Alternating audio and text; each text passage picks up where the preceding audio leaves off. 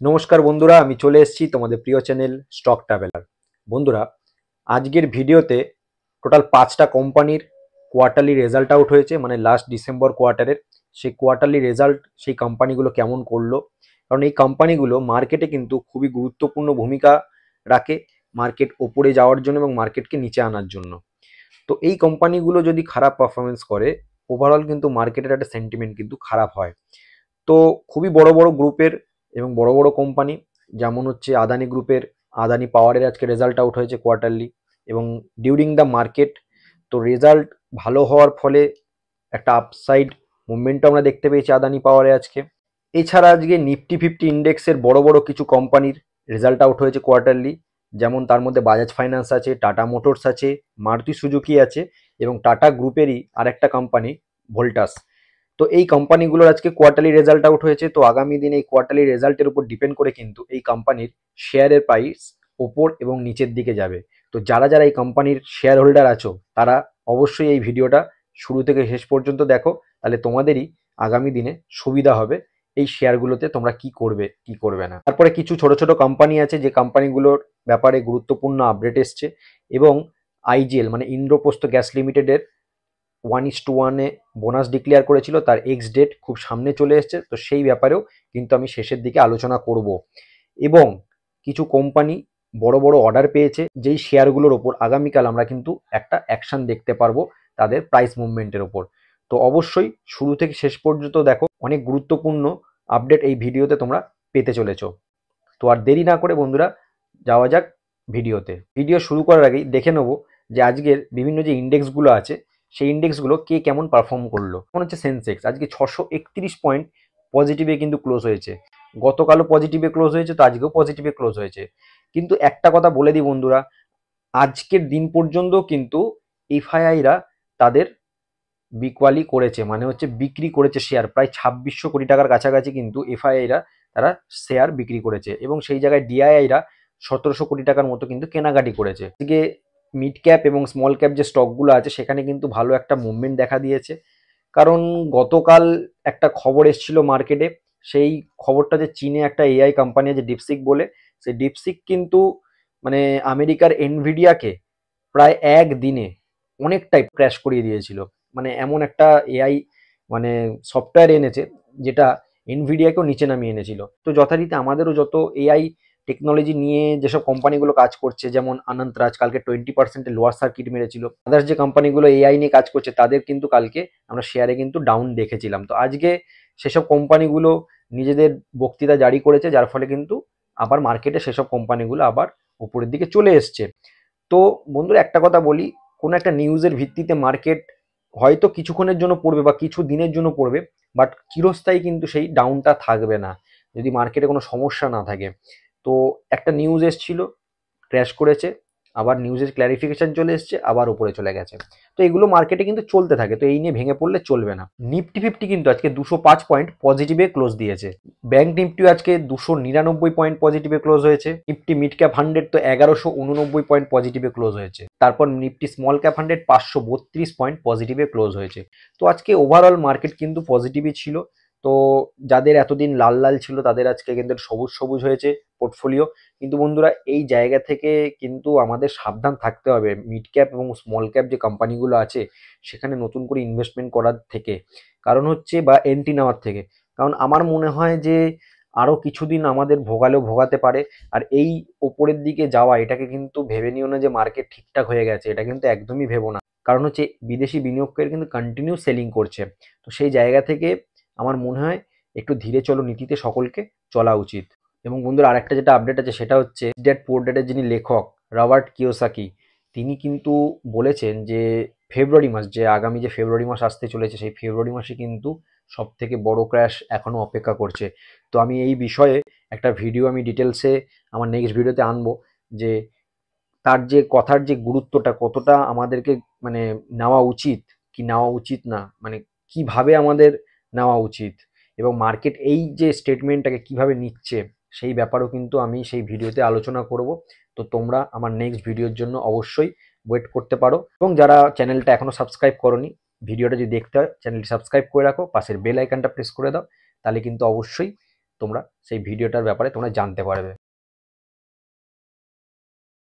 এরপর চলে আসবো বন্ধুরা আদানি পাওয়ার। আদানি পাওয়ার আজকে তার কোয়ার্টারলি রেজাল্ট আউট করেছে। আদানি পাওয়ার সেপ্টেম্বর 2024-এ 13,339 কোটি টাকা সেল করেছিল, সে জায়গায় ডিসেম্বর 2024-এ 13,671 কোটি টাকা সেল করেছে, মানে সেলে একটু কিন্তু আপ এসছে। আর 2023 সালে মানে লাস্ট ডিসেম্বরে ইয়ার অন ইয়ারে 12,991 কোটি টাকা সেল করেছিল। আচ্ছা, প্রফিট 3298 কোটি টাকা ছিল সেপ্টেম্বরে, সেই জায়গায় এই ডিসেম্বর কোয়ার্টারে 2940 কোটি টাকার কিন্তু প্রফিট হয়েছে। তো লাস্ট কোয়ার্টারের থেকে কিন্তু এই কোয়ার্টারে প্রফিট কিন্তু কমেছে, বাট যেটা সব থেকে বেশি গুরুত্বপূর্ণ যেটা হচ্ছে ইয়ার অন ইয়ার 7% কিন্তু প্রফিট ইনক্রিজ হয়েছে। লাস্ট ইয়ার ডিসেম্বরে 2738 কোটি টাকার কিন্তু প্রফিট করেছিল, আর এই ডিসেম্বরে সেটা প্রফিট বেড়ে দাঁড়িয়েছে 2940 কোটি টাকা। তো যার জন্য আজকে during the market result out হয়েছিল 5.14% একটা আপসাইড আমরা মুভমেন্ট দেখতে পেয়েছি আদানি পাওয়ারে। এরপর চলে যাবে বন্ধুরা বাজাজ ফাইন্যান্সের আজকে কোয়ার্টারলি রেজাল্ট আউট হয়েছে। সেপ্টেম্বর 2024-এ বাজাজ ফাইন্যান্সের রেভিনিউ ছিল 14,488 কোটি টাকা, সেই জায়গায় ডিসেম্বর কোয়ার্টারে সেটা বেড়ে 15,371 কোটি টাকা, মানে কোয়ার্টারলি বেড়েছে। লাস্ট ইয়ার ডিসেম্বরে 12,103 কোটি টাকা ছিল, মানে লাস্ট ইয়ার ডিসেম্বরের থেকেও কিন্তু এই ডিসেম্বর কোয়ার্টারে তার সেল বা রেভিনিউ বেড়েছে, মানে কোয়ার্টারলিও বেড়েছে এবং ইয়ার অন ইয়ারেও কিন্তু ইনক্রিজ হয়েছে। ইয়ার অন ইয়ারে সেলের ইনক্রিজ আছে 27%। প্রফিটের দিকে যদি আমরা দেখি, সেপ্টেম্বর 2024-এ কোম্পানির প্রফিট হয়েছিল 5,614 কোটি টাকা, ডিসেম্বর কোয়ার্টারে সেটা কমে 3,706 কোটি টাকা, লাস্ট ডিসেম্বরে হয়েছিল 31,77 কোটি টাকা। তো ইয়ার অন ইয়ারে কিন্তু কোম্পানি প্রফিটে আছে, তার যে নেট প্রফিট সেখানে 17% প্রফিট সে গেইন করেছে। তো যার ফলে বাজাজ ফাইন্যান্সেও আমরা আগামী দিনে দেখতে পাবো এর প্রাইস অ্যাকশন, শেয়ার প্রাইসে আমরা মুভমেন্টগুলো দেখতে পাবো। এরপর চলে আসবো বন্ধুরা টাটা মোটরস। টাটা মোটরসের যারা শেয়ার হোল্ডার আছে তাদের জন্য খুবই একটা দুঃখজনক রেজাল্ট আউট হয়েছে। তো আমার মনে হয় শেয়ারের প্রাইস আরও ডাউন হবে, কারণ টাটা মোটরসের কিন্তু যে কোয়ার্টারলি রেজাল্ট আউট হয়েছে সেটা কিন্তু খুবই খারাপ এসছে। আমরা দেখে নেব টাটা মোটরসের কি অবস্থা। 1,03,016 কোটি টাকা, ডিসেম্বর কোয়ার্টারে সেলটা বেড়ে দাঁড়ায় 1,15,365 কোটি টাকা, সেল কিন্তু লাস্ট কোয়ার্টারের থেকে বেড়েছে। আচ্ছা, ডিসেম্বর লাস্ট ইয়ারে কত ছিল? 1,12,076 কোটি টাকা। এটাই হচ্ছে ইয়ার অন ইয়ারে কিন্তু একটা ডাউন আছে বন্ধুরা, এটাই হচ্ছে সব থেকে বেশি চিন্তা। লাস্ট ইয়ারে ডিসেম্বরে যা সেল হয়েছিল তার থেকে কিন্তু অনেকটাই কমে গেছে, প্রফিটেও কিন্তু আমরা সেটাই দেখতে পাবো। সেপ্টেম্বরে 3,450 কোটি টাকা সেল হয়েছিল 2024-এ, সেই জায়গায় লাস্ট কোয়ার্টারের থেকে প্রফিট বেড়েছে 5,578 কোটি টাকা, বাট ইয়ার অন ইয়ারে কিন্তু প্রফিট অনেকটাই কমে গেছে। ডিসেম্বর 2023-এ কিন্তু 7,145 কোটি টাকা ছিল, সেই জায়গায় এই ডিসেম্বরে 5,578 কোটি টাকা হয়েছে। তো কালকে কিন্তু টাটা মোটরসের আমরা যে শেয়ার প্রাইস সেখানে কিন্তু একটা ডাউন ট্রেন্ড দেখতে পাবো বন্ধুরা, মানে একটা ডাউনের দিকে যাবে। টাটা গ্রুপে টাটা মোটরসের শেয়ার খুবই ভালো, ইভিতে কাজ করছে। তো আমি বলবো যারা লং টার্মে হোল্ড করছো তাদের তো টেনশনে কোনো ব্যাপার নেই, সব কোয়ার্টারলি রেজাল্ট আসবে যাবে, তাদের কোনো টেনশনে কোনো কারণ নেই। ডাউন হলে 5% ডাউনে অল্প অল্প করে অ্যাড করতে পারো। টাটা মোটরসের লং টার্মের জন্য কোনো টেনশনে কোনো কারণ নেই, কারণ লং টার্মের জন্য টাটা মোটরসের শেয়ার খুবই ভালো একটা শেয়ার কিন্তু। এরপর চলে যাবো টাটা গ্রুপের এই আরেকটা কোম্পানি ভোল্টাস, এসি যে বানায় রেফ্রিজারেটর, এসি, ঠিক আছে, ফ্রিজ, সেই কোম্পানির কিন্তু কোয়ার্টারলি রেজাল্ট আউট হয়েছে। এই কোম্পানি আবার কিন্তু ভালো রেজাল্ট করেছে। 2024 সালে কোম্পানি সেল হয়েছিল 2,619 কোটি টাকা, সে জায়গায় 2024-এর ডিসেম্বর মানে এই কোয়ার্টারে হয়েছে 3,105 কোটি টাকা, এবং লাস্ট ইয়ার 2023-এর ডিসেম্বরে ছিল 2,626 কোটি টাকা, মানে লাস্ট কোয়ার্টারের থেকেও ভালো হয়েছে সেল, এবং লাস্ট ডিসেম্বর মানে ইয়ার অন ইয়ারের যে সেল আছে সেখান থেকেও কিন্তু অনেকটাই গ্রোথে এসছে। আচ্ছা, প্রফিটের দিকে যদি দেখি 133 কোটি টাকা ছিল সেপ্টেম্বর কোয়ার্টারে, ডিসেম্বর মানে এই কোয়ার্টারে 131 কোটি টাকা, মানে প্রফিটে 2 কোটি টাকার মতো একটু কম হয়েছে, বাট লাস্ট ইয়ার ডিসেম্বরে কিন্তু -28 কোটি টাকা, মানে হচ্ছে 28 কোটি টাকা লসে রান করছিল। তো সেই জায়গায় এই ডিসেম্বর কোয়ার্টারে 131 কোটি টাকা কিন্তু প্রফিট হয়েছে। তো কালকে কিন্তু ভোল্টাসের শেয়ার কিন্তু ওপরের দিকে যাবে আশা রাখা যায়। এরপর চলে আসবো অটো সেক্টরের giant company Maruti Suzuki. Maruti সুজুকিরও আজকে কিন্তু রেজাল্ট আউট হয়েছে। সেপ্টেম্বর কোয়ার্টারে কোম্পানির সেল হয়েছিল 37,449 কোটি টাকা, ডিসেম্বর কোয়ার্টার কোম্পানি সেল হয়েছে 38,764 কোটি টাকা, আর লাস্ট ইয়ার ডিসেম্বর মানে 2023-এর ডিসেম্বর কোয়ার্টার সেল হয়েছিল 33,513 কোটি টাকা। সেলে গ্রোথ আছে, এবং লাস্ট ইয়ার ডিসেম্বরে মানে ইয়ার অন ইয়ার সেলে কিন্তু গ্রোথ আছে। ইয়ার অন ইয়ার কোম্পানি সেলে গ্রোথ রেখেছে 16% ওপরে, মানে not a matter of joke. একটা বড় কোম্পানি প্যাসেঞ্জার ভেহিকেলসের সব থেকে বড় মার্কেট শেয়ার হোল্ড করে, টাটা মোটরসের থেকেও বেশি ফোর হুইলার সেগমেন্টে। তো সেপ্টেম্বর কোয়ার্টারে কোম্পানির প্রফিট হয়েছিল 3,102 কোটি টাকা। ডিসেম্বর 2024 মানে এই কোয়ার্টারে কোম্পানি প্রফিট হচ্ছে 3727 কোটি টাকা। আর last year December company profit ছিল 3207 কোটি টাকা। লাস্ট কোয়ার্টারের থেকে প্রফিট বেশি হয়েছে এবং লাস্ট ইয়ার ডিসেম্বরের থেকেও কিন্তু প্রফিট বেশি হয়েছে। Year on year profit company 16% increase হয়েছে। এরপর চলে আসবো বন্ধুরা কিছু গুরুত্বপূর্ণ আপডেট, কিছু গুরুত্বপূর্ণ কোম্পানিকে নিয়ে। অ্যাফকন ইনফ্রাস্ট্রাকচার রিসেন্টলি শেয়ার মার্কেটে লিস্টেড একটা কোম্পানি এবং সাপুরজি পালনজি গ্রুপের কোম্পানি। কোম্পানিটি একটা অর্ডার পেয়েছে, খুবই বড় একটা order. Hindustan gateway container terminal Kandla private লিমিটেডের কোম্পানির তরফ থেকে 1283 কোটি টাকা।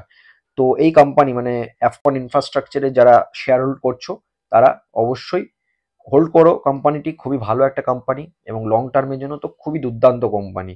সাপুরজি পালনজি গ্রুপের কোম্পানি, তো ইনফ্রাস্ট্রাকচার রিলেটেড কাজ করে। 1283 কোটি টাকার একটা অর্ডার পেয়েছে। তো কালকে আমরা এর প্রাইস মুভমেন্ট কিন্তু দেখতে পাবো শেয়ারের ওপরে। এরপর চলে আসবো বন্ধু একটা স্মল ক্যাপ কোম্পানি ডিফেন্স সেক্টরের, অ্যাপোলো মাইক্রোসিস্টেম লিমিটেড। এই ছোট ছোট সফটওয়্যার তারপর টেলিকমিউনিকেশন সিস্টেম বানায় ডিফেন্স সেক্টরের জন্য। এই কোম্পানিটি গার্ডেন রিচ যে শিপ বিল্ডার কোম্পানি আছে ডিফেন্সেরই, এই কোম্পানির সাথে কিন্তু একটা এমওইউ সাইন করেছে। আগামী দিনে একসাথে তারা কাজ করবে ডিফেন্স সেক্টরের জন্য। তো আমার মনে হয় ছোট কোম্পানি এত বড় একটা কোম্পানির সাথে মৌ স্বাক্ষর করা খুবই একটা ভালো দিক। যারা অ্যাপোলো মাইক্রোসিস্টেমে যারা শেয়ার হোল্ডার তারা কিন্তু আগামী দিন এর প্রাইসে একটা মুভমেন্ট দেখতে পাবে। আজকেও 4%-এর উপর আপসাইড হয়ে বন্ধ হয়েছে, কারণ গতকাল একটা অর্ডার পেয়েছিল ডিআরডিওর তরফ থেকে 7 কোটি টাকার একটা অর্ডার পেয়েছিল, যার ফলে আজকেও 4% উপরে আমরা দেখতে পেয়েছি এবং আগামী দিনেও আমার মনে হয় কোম্পানিটি যে শেয়ার প্রাইস সেখানেও আমরা দেখতে পাবো আপসাইড। পরে চলে আসবো বন্ধু আর একটা নতুন কোম্পানি লিস্টেড হয়েছিল প্রায় বছরখানেক আগে, আজাদ ইঞ্জিনিয়ারিং। কোম্পানির নাম হচ্ছে siemens energy global, Germany based company. এই কোম্পানির তরফ থেকে একটা কন্ট্রাক্ট সাইন হয়েছে 90.1 মিলিয়ন ইউরো, মানে হচ্ছে আমাদের ইন্ডিয়ান মানিতে 811 কোটি টাকার। তো ছোট একটা কোম্পানি, তার কাছে 811 কোটি টাকা মানে ভিউজ একটা অ্যামাউন্ট। তো আমরা দেখতে পাবো এই কোম্পানিতেও কিন্তু একটা বড় প্রাইসের আপসাইড মুভমেন্ট আসবে শেয়ার প্রাইসের উপর। তো বন্ধু লাস্ট যে কোম্পানির কথা বলবো সেটা হচ্ছে ইন্দ্রপ্রস্থ গ্যাস লিমিটেড। এই কোম্পানি 1:1 বোনাস ডিক্লেয়ার করেছিল এবং আগামী 31 তারিখ মানে হচ্ছে ফ্রাইডে, সেদিনকে কিন্তু এক্স ডেট আছে। তো 31 তারিখ আগের পর্যন্ত মানে যে কালকে পর্যন্ত মানে বৃহস্পতিবার পর্যন্ত যারা এই কোম্পানির শেয়ার হোল্ড করবে তারা কিন্তু 1:1 বোনাস পাবে এবং শুক্রবারে গিয়ে কিন্তু সেই প্রাইসটা হাফ হয়ে যাবে আবার, যেহেতু 1:1 বোনাস ডিক্লেয়ার হয়েছে। মানে হচ্ছে ধরো শেয়ারের প্রাইস যদি 100 টাকা থাকে তাহলে কিন্তু শেয়ার প্রাইস 50% ডাউন হয়ে মানে 50 টাকায় চলে আসবে। বাট শেয়ারের যে কোয়ান্টিটি সেটা কিন্তু আবার কারো কাছে একটা থাকলে সেটা দুটো হয়ে যাবে। তো এই হচ্ছে বন্ধুরা আজকের ভিডিওর কিছু গুরুত্বপূর্ণ আপডেট। এইরকমই গুরুত্বপূর্ণ আপডেটগুলো পেতে গেলে আমার চ্যানেলটিকে ফলো করতে হবে, সাবস্ক্রাইব করে রাখতে হবে। তো আজকে এই পর্যন্তই, দেখা হবে বন্ধুরা নেক্সট ভিডিওতে। আর যদি ভিডিওটা ভালো লেগে থাকে তাহলে অবশ্যই একটা লাইক করে দিও। থ্যাংক ইউ বন্ধুরা, টাটা।